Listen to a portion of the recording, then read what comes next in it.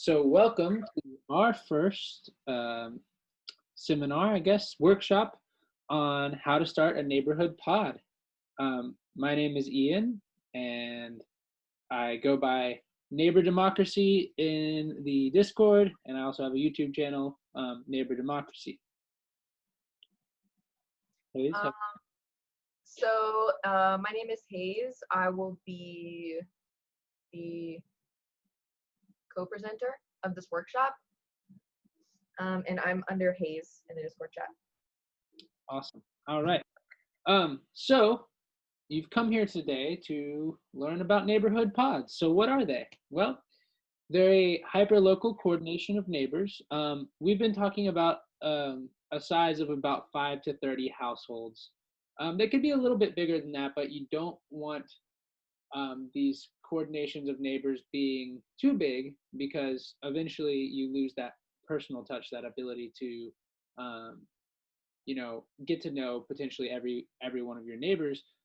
So that 5 to 30 households is kind of like a nice starting point. But well below, I think it's Dunbar's number of 150, which is like how large a group can get before it's like too large for like healthy interpersonal relationships of every person. At least getting to know every person on a first name basis can be achieved. So, yeah, initially about 5 to 30 households, but potentially up to 150 people at some point. And these coordinations of neighbors are, have as the purpose is like at the most basic level, just kind of like getting to know each other, but also like sharing resources and taking decisions on issues that affect them. And the 5 to 30 households, they could be like a size of a block, or for mine, for instance, like I had to go a few blocks before I got to that 30 household threshold I was looking for. That might be like your floor if you live in a big building, or if you live in like a small apartment complex, that might be your entire building. It's really just like what feels like a natural boundary to you about like how far you want to walk and who you want to reach out to. But generally, these are meant to be like reaching out to every neighbor within a radius, building up trust with one another, and being able to rely on your immediate community rather than outsourcing your problems or the projects that affect you, the decisions that affect you, to these like separate entities. And I'll talk in a second here about how some of those entities have been like ultimately um, have been made even more clear during the coronavirus pandemic, that they are unaccountable and very flimsy. So yeah, when we're talking about the coronavirus pandemic, I think I should say that the neighborhood pods have existed. It's been a model that people have tried to produce for quite a while in different places, but they've really taken off during the mutual aid projects during the coronavirus pandemic. And I think a part of that is because a lot of people are feeling, maybe for the first time in their lives, this like great uncertainty. They're going to their grocery stores and they're seeing empty shelves. They're going to places that they frequent, that maybe even are part of their identity, businesses or public parks or whatever, and those places are closed now. There's just this kind of feeling that we have this reminder of just how much like our security, our livelihoods, and especially our supply chain, we have outsourced all of that outside of our own neighborhoods, and we and our ourselves and our neighbors have just so little control over those things. So I think that's part of the reason for neighborhood pods popularity, this idea that neighborhood pods can provide a solution beyond the pandemic and during the pandemic, because they're encouraging people to turn to each other and discuss how can we take care of each other, how can we rely less on these like really big impersonal institutions, that obviously can plunge us into uncertainty on a dime? How can we build more like resilience, right? And so there are a lot of examples during the coronavirus pandemic that's obviously still ongoing of how elderly people, people with pre-existing conditions, and disabled people were able to use these pod-like structures, whether they call themselves pods or not, to get the aid they needed directly from their neighbors. Um, and we're seeing that as like this is a feature that can go well beyond the pandemic, right? We can make our neighborhoods more accessible and safe for everyone beyond the pandemic, right? And like during the pandemic, they also do a really good job of like allowing us to assess at a really local level what are the needs, whose needs are being met, whose are not being met, and also like, hey, we can handle our own affairs. We can like handle reconciliation between neighbors and community members. We can provide mental health support to each other, and we can ultimately take care of like things like community safety as well.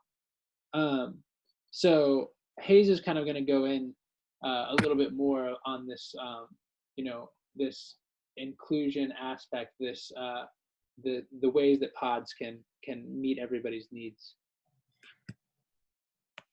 Okay, so first I want to introduce this idea from this quote here about how we show up.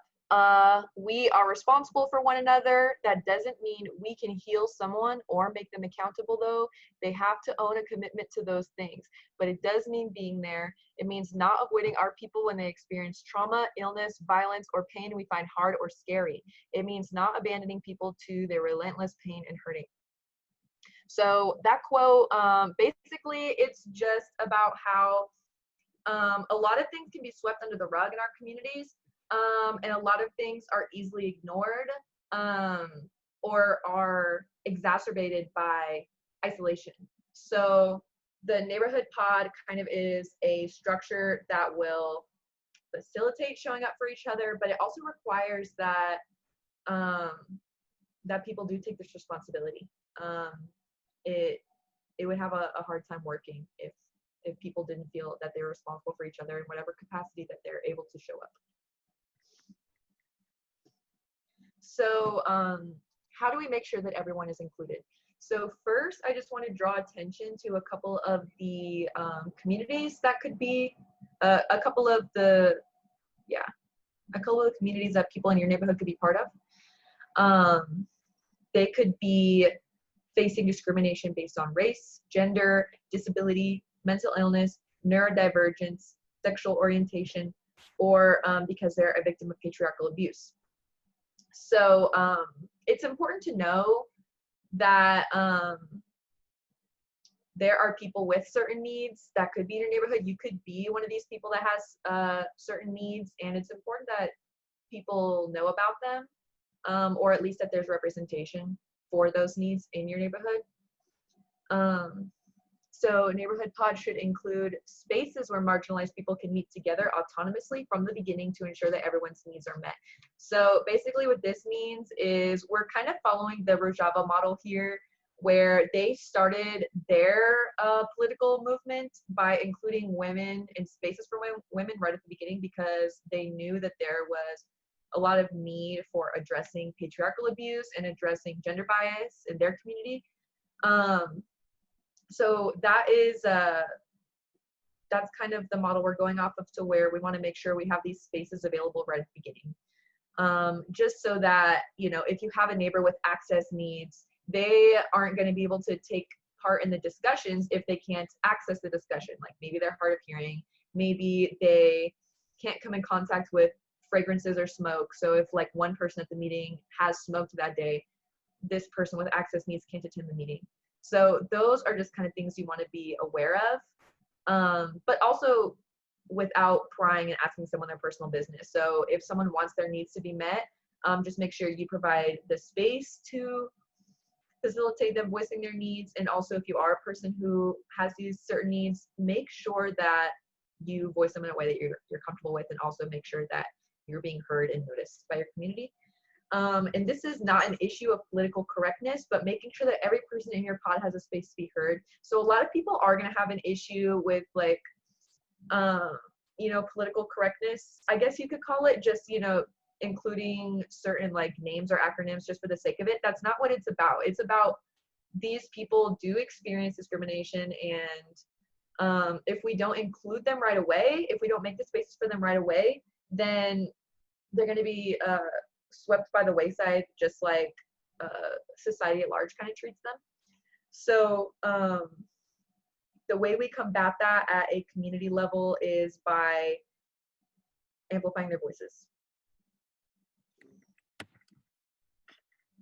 All right, yeah, so and this kind of leads into, like we were talking a little bit, Hayes was talking about kind of autonomous spaces. She mentioned the Rojava Revolution, where people in northeastern Syria, and we will talk about that later, and we also have a documentary for you to watch. But people in northeastern Syria have basically, I mean, women have led a total transformation of society there, and they did that, by building like spaces for autonomy for women, but also, spaces for autonomy for everyone to have autonomy in, in the decisions that affect their lives. And that goes into this saying that I think most of us know this deep down, that like no one really knows better what, you and your neighbors need than you and your neighbors yourselves, right? People that politicians that live really far away from you could never know better what you need, right? You and your neighbors. So I think a lot of people know that, and the neighborhood pods are based on like building around that principle. This is a work in progress. It's a collaborative project. So like this is not, building neighborhood pods is not something that like, ourselves have like a monopoly on like all the best knowledge about, or that, that anybody really should. This is something that's pretty new to all of us. And so like neighbors are coming, ideally coming together and working together to make sure that this idea belongs to everybody. And so that, really flows into like, we want to stress that every pod is autonomous. So, we have some kind of like general, maybe you could call them best practices by now, because a lot of people have been doing them and having success. Best practices of like how you could start a neighborhood pod, but ultimately it's up to y'all what a neighborhood pod is. We're going to kind of give you some ideas throughout this presentation, but each one is autonomous. So it's really up to you and your neighbors to decide what you want it to be. Okay, so a neighborhood pod, it can be a lot of different things. Like I said, it's a hyperlocal coordination of neighbors, but beyond that, what it is depends on what you and your neighbors make it. So it could be something as simple as checking in with each other, some sort of group chat where neighbors check in with each other, see, especially like, how are people's spirits doing during the coronavirus pandemic, when most of us are having to be at least reduced in the amount we can go out and be social, right? It could be social experiences like, some sort of even like socially distanced communication of some way beyond or with neighbors. It could be sharing resources together. So that could be, something like community gardens.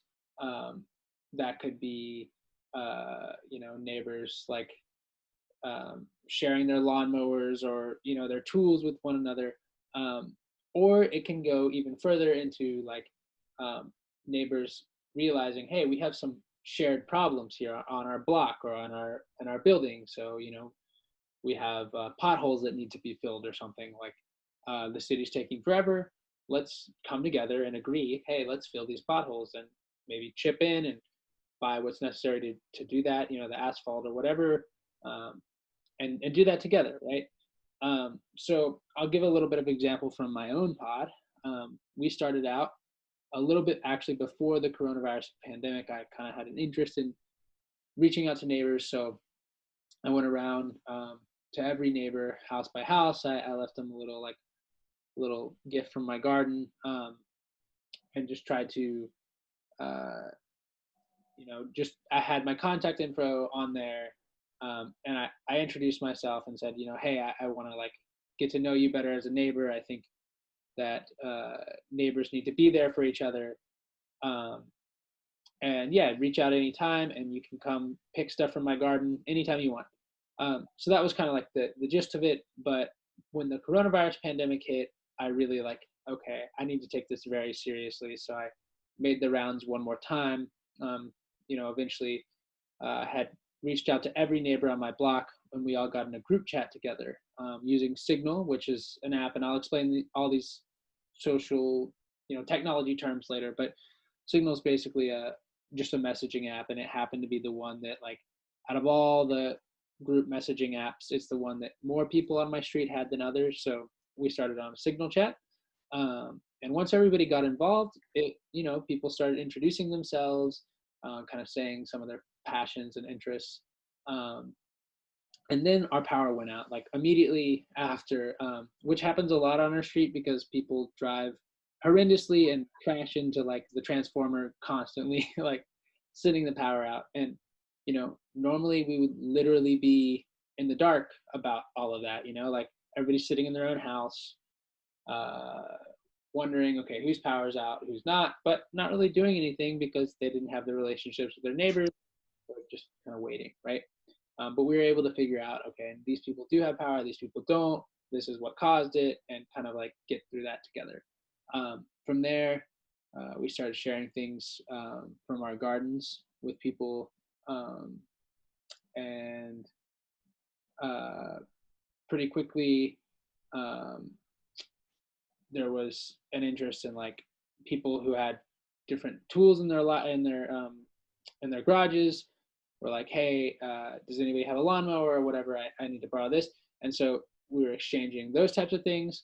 And then one day, one of my neighbors said, hey, I'm going to be out in the driveway in my chair. If y'all want to come out in your driveways and your lawn chairs, we can kind of like yell at a distance, and like talk and get to know each other. And we ended up all coming a little bit closer, and we stayed, 6 feet apart or whatever in a giant circle in the cul-de-sac, which we're lucky to have, because it kind of facilitates that like space, a big circle, right? And we had a great time chatting. And so, right now we have just started a compost collection project where I got a bunch of pickle buckets from, not Jimmy John's, one of the sandwich shops, whichever one has pickles, and got a bunch of free pickle buckets that they were going to throw away. I just call them up and ask, and I wrote on there what can be composted and what can't, and yeah, we're just going to collect those things and put them towards our garden compost, which, like I said, anybody can come take food from our garden that lives on our block. So, we're starting to like get to where we're going from the social to the more coming to common solutions on common problems, but we're in between that stage. I also would say that like, for some, in some ways, like there are broader goals of what like a neighborhood pod can achieve. um, like, if we're talking more long term, they have the potential to be like the building block of what we, real like dual power, of building the kind of trust and connections that will be necessary to like shift away on a real active long-term scale away from institutions like police and courts, and towards coming up with our own internal collective ways of keeping ourselves safe and accountable to one another. They can also be a space to incubate worker self-directed enterprises. They can be a jumping off point for atomized neighborhoods to become social neighborhoods, and social neighborhoods to become political neighborhoods, and to organize their needs through like directly democratic assemblies. So, ultimately, these can go to the point where we're making, the state and other institutions in our lives, the economy that make our lives fragile, and where we have less say over those things. We can ultimately go a long ways towards making those things more obsolete in our lives and being able to meet our own needs by organizing our own ways to make the decisions that most affect us, and then linking up these pod structures. And so we've seen hints of this already happening all over the country in these mutual aid networks. So, but this is, something that is beginning to grow, and we're trying to do our part. Okay, so kind of going off of what Ian was saying about municipalism and bringing power back to the neighborhood, and kind of making sure that we're trying to branch off of those systems that aren't helping us or aren't helping us effectively. So some ways you can do that is just by checking in on each other, making sure that you are creating the framework in your neighborhood for addressing the needs of your neighbors. So some concrete ways you can do that are asking around, does anybody in your neighborhood have problems accessing food?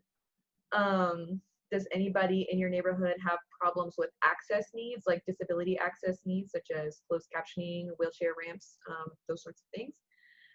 Does anybody in your neighborhood have problem finding work, and you might have connections for them, or you might be able to help facilitate that search for them? Do you live in an apartment or in a neighborhood where there is like a common problem with the landlord, or is someone in your neighborhood experiencing a problem with the landlord that could be resolved with illumination of the issue in the community? Does somebody in your neighborhood need legal help that you might know how to help them with? And last but certainly not least is community security, and that is just kind of like another way to phrase policing our own neighborhood, or just doing without having police in our neighborhood in any way, shape, or form, because we know that a large part of our community is targeted by police as we know it, and there might be other ways to go about neighborhood security within your own community that would be a better alternative. So those are just a few of the ways that you can facilitate needs to your neighbors that might otherwise be left to relying on the system that might not care or might not help in a timely or like relevant way when you or someone in your community might be able to fill in that gap for them. So this is just a list of other possible projects that you could do in your neighborhood pod. So the first one is a community mapping exercise, and I'll actually defer to Ian on describing what that is. Yeah, basically, this could be one initial way to like get to where you're starting to build a common, common footing with your neighbors beyond just like the social interactions, but like going from that social interactions, which are, should always be a part of it, to also like, hey, coming together, let's figure out what things we love about our community, what we don't, what problems we have, how we can fix it. And one way to start that could be a community mapping exercise where, the community literally comes together and creates a map of, their pod or their area surrounding the pod, and like, what are the places that are important to them? What are, finding out where that local knowledge is about like what makes this place matter, and what makes this place a place, like where can we improve this place, and yeah, that can be a little bit of a opening like beginner exercise to figure out what kinds of other possible projects might be needed, which Hayes is going to explain. Okay, so some of the other projects that are possible in your neighborhood pod are tool sharing. So that could take the form of like a tool library where like everybody like donates their things and be like community property, or maybe you just keep it privately in your house and people text you like, hey, I know you have a lawnmower, and you can be like, yes, you can use it, or no, you can't. Again, like maintaining the autonomy, but like having the option there for people to reach out. I did want to add that all the things that we list that you can share or like those kinds of things that you are donating to your community, everyone always has the option to not do that at any point, but it is nice to know that your neighbors can reach out to you for anything. And the screen is loading, so I don't know what's on there next. It's taking forever. All right, cool. Other than that, there could be community gardens. So that could be like people have their own individual garden that they take care of, and then they like let people have stuff from it. Or it could take the shape of a garden that people work on collaboratively. It could be a open space for people to do with and plant what they will. There's a lot of different ways it could take, a lot of different forms it could take. So that's up to you and your neighbors to decide. But the goal of that is just to have like free food. So you can even do like just planting fruit trees and things in like common spaces, whatever form that takes. Compost collection, like Ian was talking about earlier, that could take the form of a like organized project where you're handing out like compost buckets and you tell everyone how to use it. It could be like a neighborhood workshop where everyone contributes their knowledge about what composting is, best practices for it. So those are a few ways that the compost collection could go. One person can go and pick up everybody's scraps and compost it just in their yard, and maybe a couple of people are doing that. Whatever form that takes, compost collection is a really good idea. And it also reduces waste because instead of putting like your orange peels or your like sprouted potatoes in your garbage, you are making use of it by turning it into compost, which can go back into the community garden. And it just keeps things out of landfills and keeps it around for a useful purpose. So that's a really good thing to include in your neighborhood pod. A block or building food bank or free pantry. So that could include food, that could include like bulk things that everybody buys together. Like maybe like one person has like a Costco membership and they want to buy like a whole lot of flour for everybody, or everybody chips in on that. That brings down costs for everybody, and it also provides access for people who might need a little help, supplying food for their family. And it helps things from going bad. Also, people who do have access to things, maybe they have like too much of that resource and they want to like put it in the food bank or free pantry. But also aside from food, clothes could go there, old movies, like anything that you might want to see if your neighbors want before like deferring to just bringing it to like a donation center. You could see if you could help somebody out in your block. Another thing you could do is skill sharing. So skill sharing is a really, really useful tool, because what that does is, let's say somebody in your neighborhood has like web design skills or something that's like, something that's really important right now because a lot of businesses are moving online. That person can help a lot of people in your neighborhood learn how to do that for themselves so that they don't have to pay for a web designer, which can be super expensive. So those kinds of things are really useful. Maybe someone knows how to fix roofs and you don't have to call a roofer. Maybe they could teach you how to fix your roof or give you advice. You know what I'm saying? So that just, it keeps the labor in your neighborhood. It keeps money in, these people's pockets because they don't have to hire those people. Skill sharing is a super useful and very important tool for any community. And then last but certainly not least is movie nights and block parties. So like Ian was saying, happened in his neighborhood pod, that once the cul-de-sac block party happened, people were much more willing to like open up about things and like communicate and connect.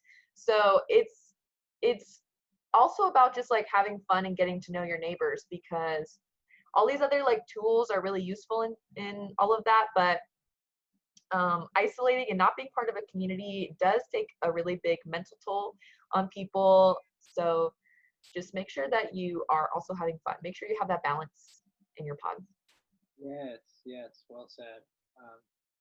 Yeah, absolutely. And of course, I felt like I need to add some of my personal, like my personal passion here.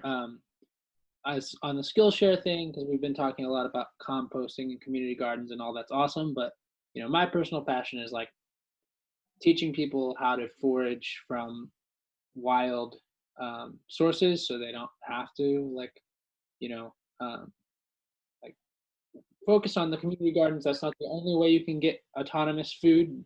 There's also a lot of food that's growing all around you that you might not even recognize as food. So definitely a cool thing to teach each other as well. Okay, so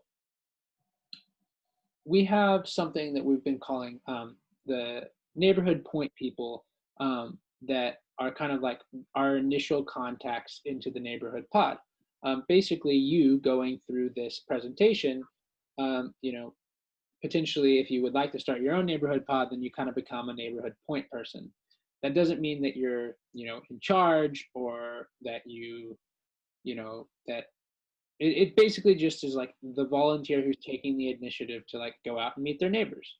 Um, Also, this person at this point at least, would be someone who is coordinating with other point persons, or if they want to, it's not something you have to do. Again, all pods are autonomous, but if you would like to coordinate with other point persons from around like the city, or around the region, the state, even, through a point person chat. It's a group chat, and we have about 30 neighborhood pods in Denton right now, or 30 point people that are kind of going out and um, meeting their neighbors, 30 to 40 actually.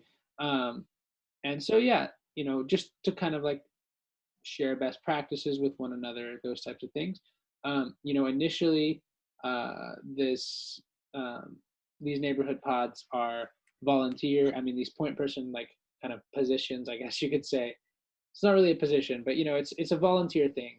But eventually, like as you step up communication with other pods, there might be more responsibilities there, or more potential for like someone to uh, yeah, I don't know,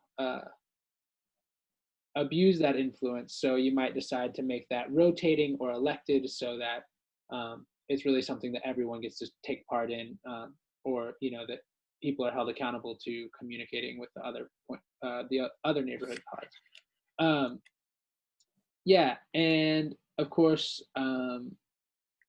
also like as a point person, um, we'd hope that you be inviting your friends and other people who might be interested in watching the next workshop we do.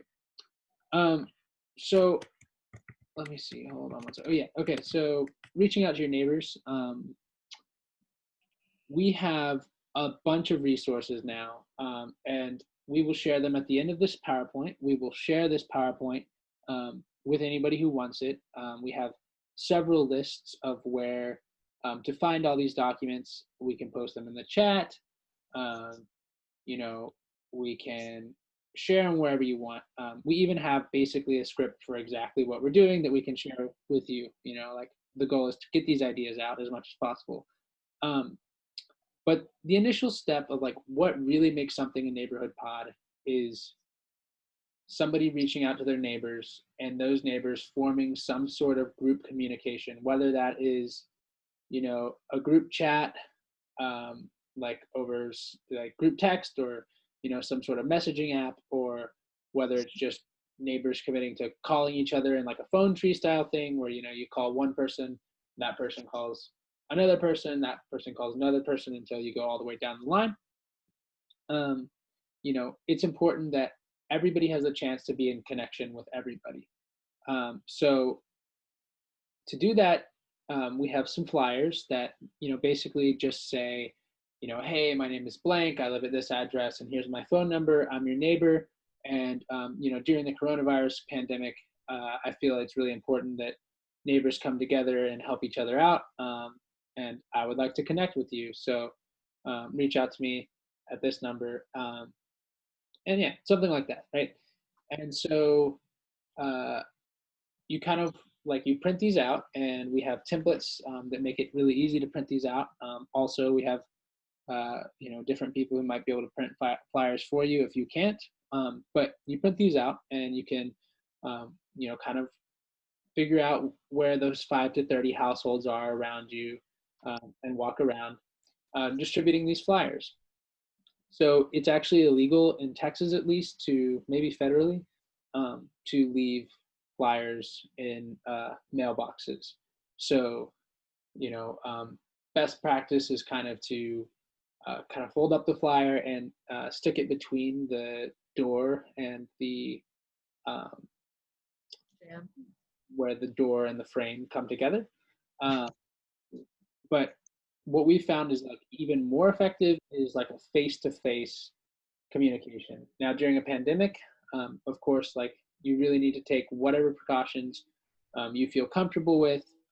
But what we've recommended to people is that they like ring the doorbell and like step back at a distance, but um, talk to their neighbor, just introduce themselves.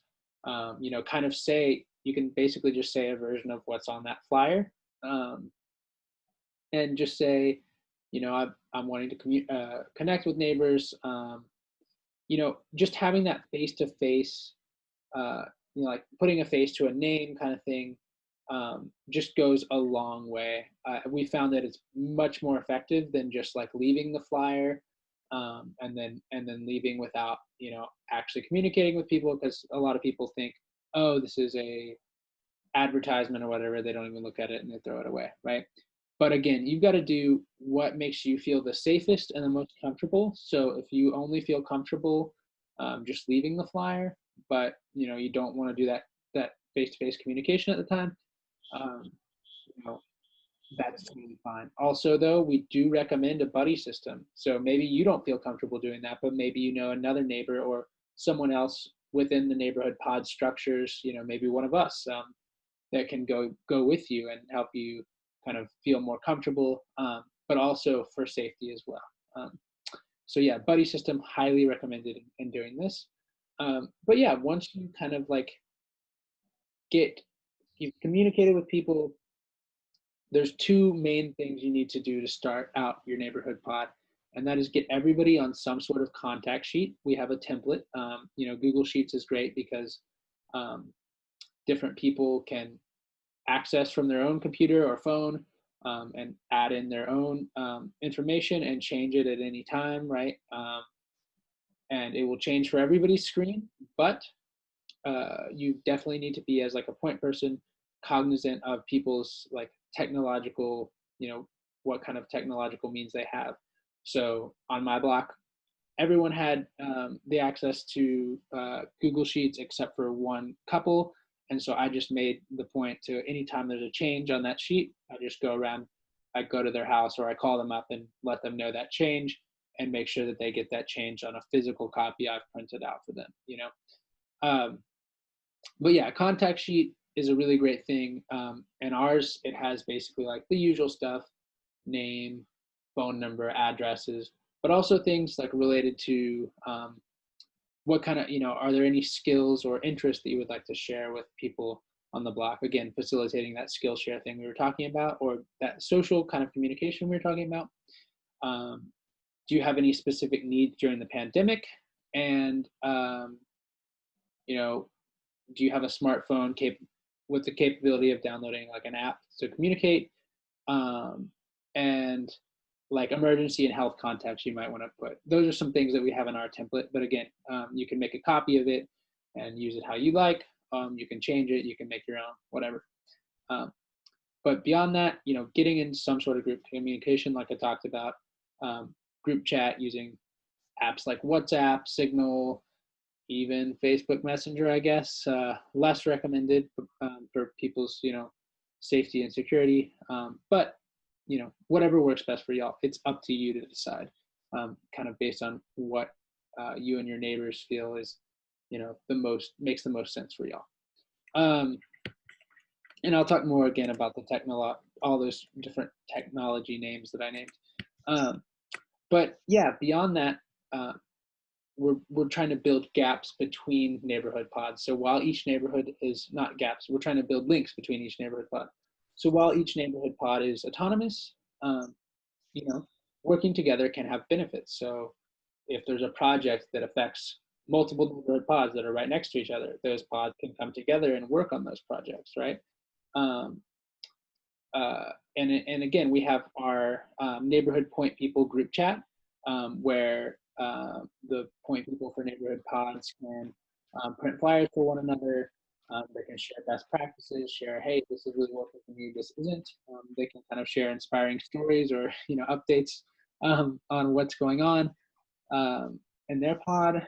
And then again, several nearby pods can meet together in some sort of assembly setting where they're coming together and talking and collectively deciding about issues that affect them jointly.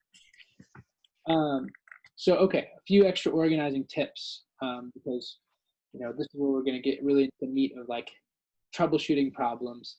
One thing I highly recommend is that you set a deadline for yourself on like by what date or time am I going to make these rounds?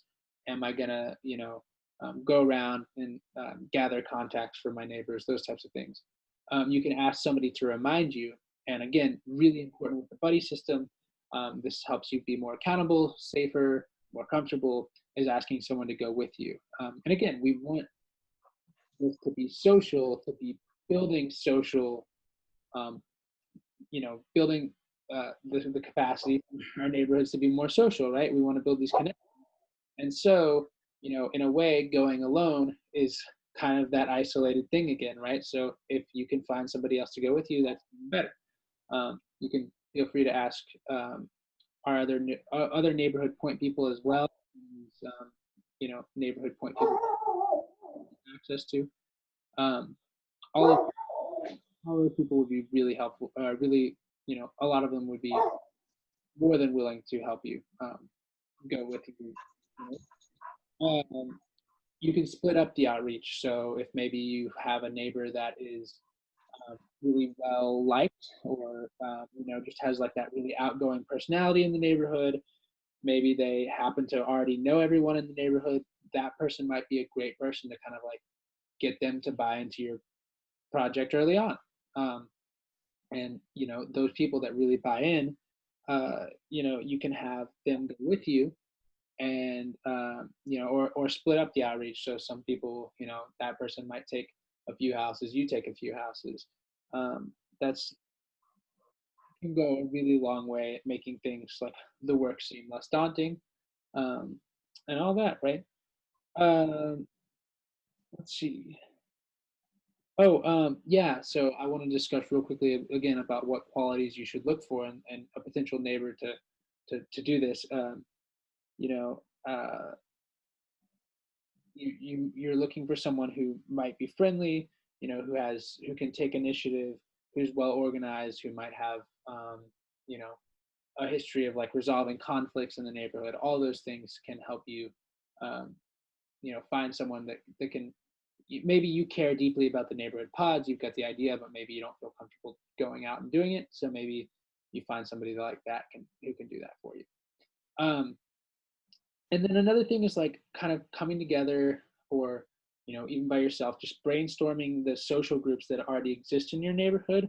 What kind of characteristics could easily unite neighbors on a social level, or could divide neighbors, so that you can kind of figure out what are ways to approach people and win them over to participating in the neighborhood pod. Because again, like a neighborhood pod isn't something you just join and like, I mean, it can be something, you just got somebody's phone number, but ideally it's about participating. It's about neighbors coming together to work on common things, to be social and all that, right?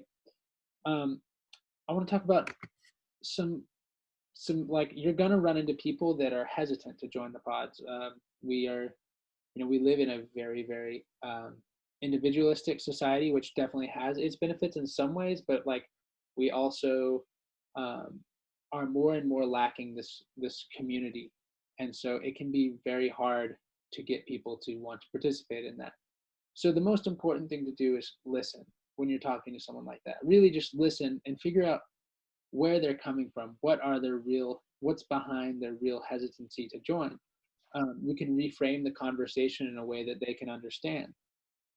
You can appeal to their self-interest or address needs that they have, right? So like, how can the neighborhood pod kind of work for them, right? Not in a selfish way, but work for them while also working for everyone else.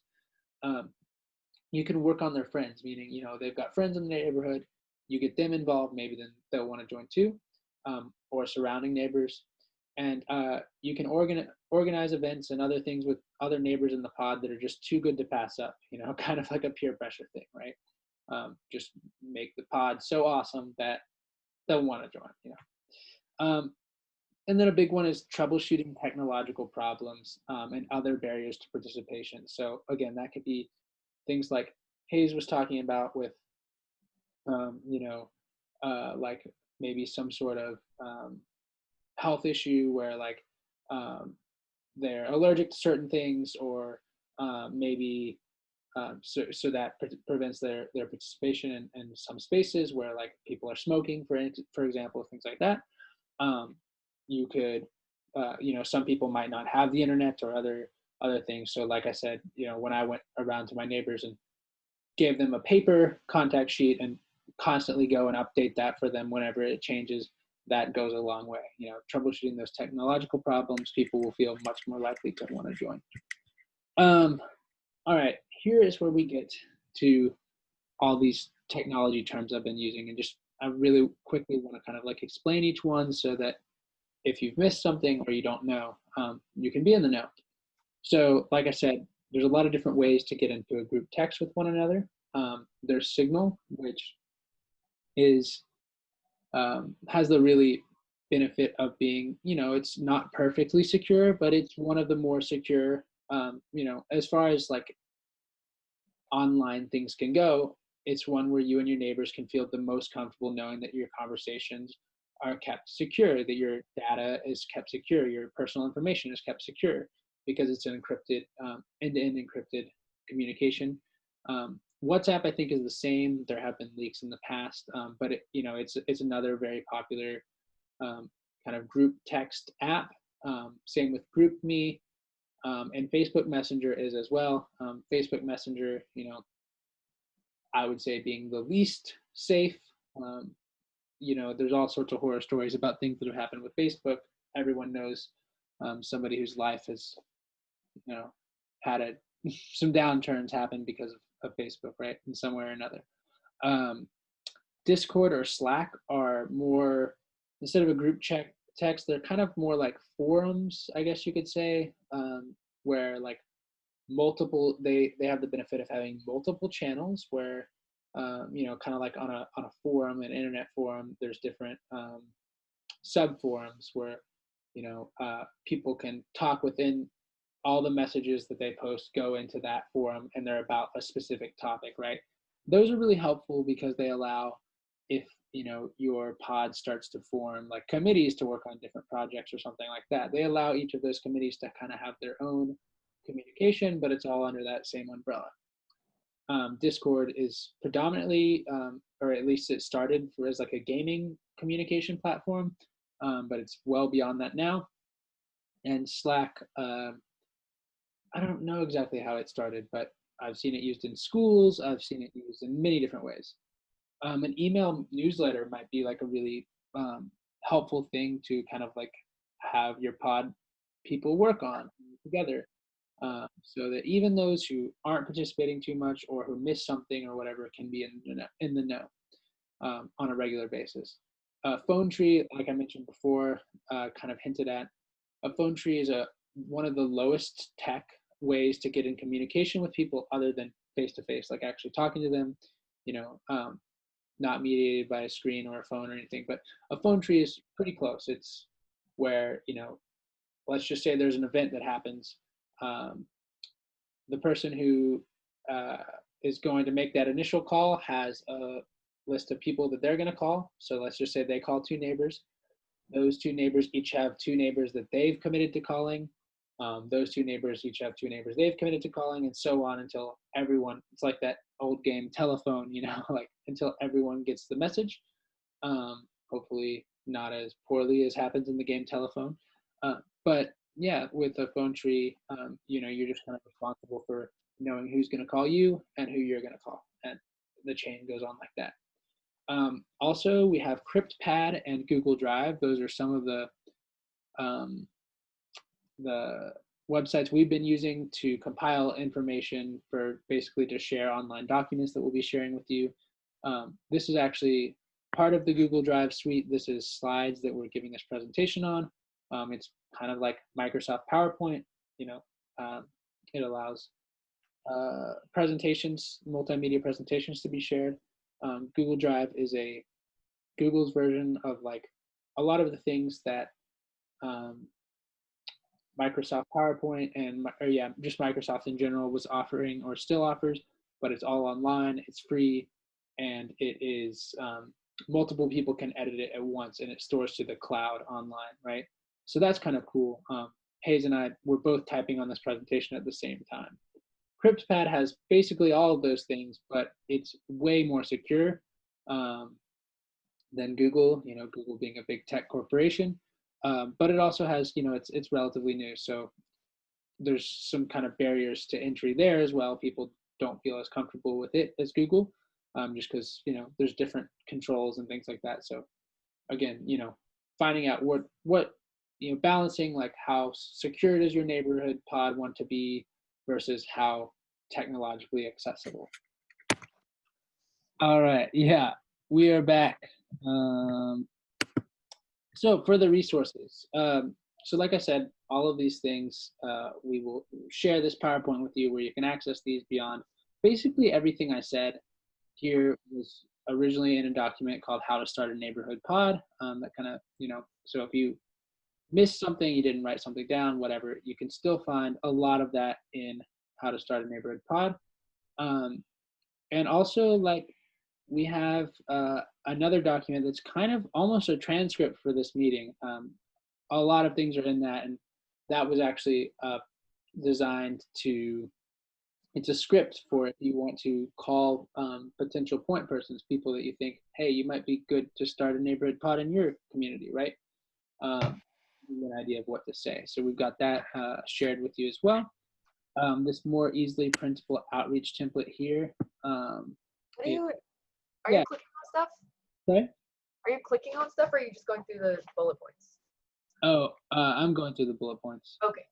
Yeah. This more easily printable outreach template here. Oh, I should make this full screen, but if I do, no, don't. It's gonna take forever to load. Okay. Yeah, that is a the sheet that I was kind of talking about, where the flyers that you can leave in your neighbor's by your neighbor's door or whatever, that kind of create that initial contact. We have very easily printable versions of that. Let's see. Really slow today, computer. The computer? Yeah. Oh, okay. Yeah, we have a template contact sheet, just like I mentioned, you know, how you can share it. Oh, actually, this is a contact sheet for other, you know, like if you're starting neighborhood pods in your city, and you know, you want to connect all of those neighborhood pods and want them to kind of share information within their, you know, with amongst each other, so that the point persons of different neighborhood pods can get in contact with each other. You can use this template sheet. It kind of gets an idea of where are their pods and where they're, you know, how do we go beyond that. And then kind of the last things are related to that what's happening in the Autonomous Administration of Northeastern Syria regions, also known as Rojava, that we were talking about at the beginning of this. And this is so one thing we'd like to share with people is the Communes of Rojava, a model and societal self-direction documentary that is basically just a real story of hope of like, what is the best case scenario that can happen when neighbors come together to take care of each other. In northeastern Syria, it has led to, you know, they're basically doing something very similar to neighborhood, and it has led to a society that I think is far freer than anything that exists, you know, in the region. Really, in most parts. I mean, it's hard for me to think of a place in the world that has achieved what they have, and all of that has been done through neighbors coming together to take care of each other. It's a really beautiful story of hope, especially for us that in a time of great uncertainty where we're just beginning to feel like a glimpse of what they've been feeling for the past 9 years during the Syrian civil war, um, and how they took that uncertainty and said, we're going to turn to each other, we're going to turn to our neighbors to get through that. That's our best weapon. And so yeah, that's a beautiful documentary that we've kind of used as a model. We also have a few other things, a lot of reading lists and other interesting documents and documentaries and notes and things that you might find interesting related to that as well. We've been starting study groups on that topic. If anybody would like to join one of those, you can reach out to us. Follow up. So this was, our first workshop, but we're looking at having these weekly follow-up or check-in meetings where point persons can, come together in an online space, give updates, socialize, but also, all the things that we're talking about in the neighborhood point people chat, but more in a like face-to-face level, sharing best practices, talking about ways that the pods can work together, those types of things. It's kind of just going to be a drop-in space where you can come and go as you want, but a very open and friendly environment. We want to do these weekly, at least that's the initial plan, and so we'll be posting updates about this process in the Discord soon. But in the meantime, if you'd like to talk about your pods, or what's going on there, or the situation in your neighborhood, or like how do I reach out to my neighbors, any questions you have, please reach out to us. Hey, do you want to take the Q&A? Yeah, so if anyone has any questions, that is what this time is designated for. So you can just speak up if you have something to say, or use the raise your hand feature on Zoom, or just post in the chat if you have a question, because the communication between each other is actually a super important part of this process. Also, we would like any comments or criticism on the process, because that is integral to making it better. Absolutely. So lastly, I definitely want to leave everybody with a lot of really good information about ways to get in contact. So you can join the People's Council of Texas Discord server by tweeting People's Council of Texas on Twitter, and that is @PCOTX. Super easy to remember, or write down in your notes if you've been taking notes. Message them on Twitter if you want a Discord invite, and then pass it along to whoever as well. They expire after 24 hours, but feel free to just spread the word so people can get in the Discord server. You can find us under the Pods Workshop Community Empowerment channel. That's where we speak directly about stuff related to the Pods Workshop, but also you can message any of the project members. So if you click on the channel, there's a list of members on the right-hand side. You can contact any of those people directly with questions. This project belongs to everybody, so just make sure to add your voice to it. Absolutely. Well said. I think that's the perfect thing to finish off with. And yeah, if for some reason you love this so much that you want to come to another one, we'll be having more. So yeah, come find us. We'll definitely share that when we're gonna have more of these.